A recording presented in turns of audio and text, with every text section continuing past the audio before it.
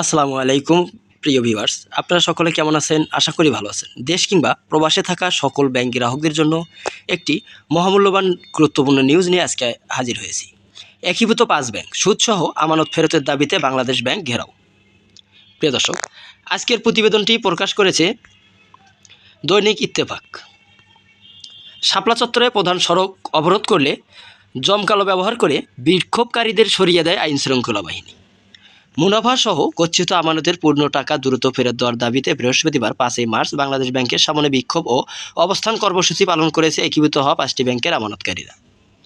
এক পর্যায়ে বিক্ষোভকারীরা মসজিদের শাপলা চত্বরের প্রধান সড়ক অবরোধ করলে পরিস্থিতি নিয়ন্ত্রণে আনতে জলকামান ব্যবহার করে তাদের সরিয়ে দেয় আইনশৃঙ্খলা রক্ষাকারী বাহিনী। প্রিয় দর্শক, আপনাদের মতে এটি কেমন হয়েছে? আপনারা অবশ্যই লাইক, কমেন্ট, শেয়ার করে আমাদেরকে জানিয়ে যাবেন।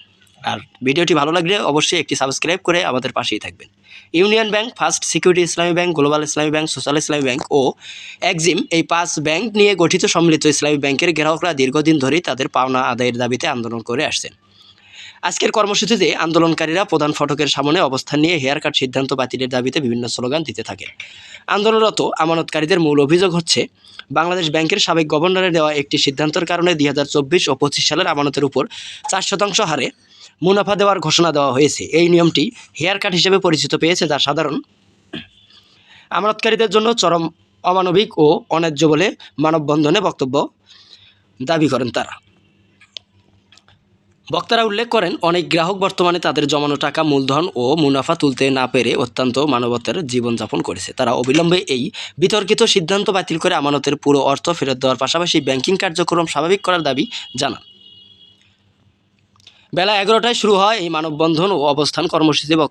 বক্তারা আরও অভিযোগ করেন যে শরিয়াভিত্তিক এই 5 ব্যাংকের মুনাফা কেটে 4% সরকারি অনুকম্পা দেওয়ার সিদ্ধান্তটি আমানতকারীদের অধিকারের পরিপন্থী।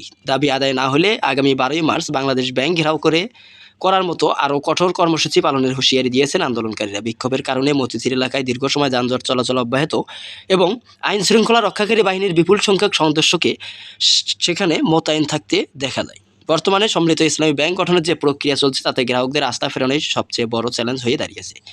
ব্যাংক খাতের এমন স্থিতিশীল পরিস্থিতির কারণে সাধারণ গ্রাহকদের মধ্যে উদ্বেগ বাড়ছে এবং তারা দ্রুত এই সংকট নিরসনে সরকারের কার্যকর হস্তক্ষেপ কামনা করছে। আজকের এই ঘটনার পর মতিঝিল এলাকায় নিরাপত্তা জোরদার করা হয়েছে এবং আন্দোলনকারীরা তাদের দাবি পূরণ না হওয়া পর্যন্ত লড়াই চালিয়ে যাওয়ার অঙ্গীকার করেছেন। প্রিয় দর্শক, আপনারা অবশ্যই কমেন্টস করে জানিয়ে যাবেন আপনাদের মূল্যবান বক্তব্যটি। আজকের মতন এই পর্যন্ত থাকছে। এরপরে যদি নতুন কোনো নিউজ আসে তাহলে আপনাদেরকে জানানো হবে।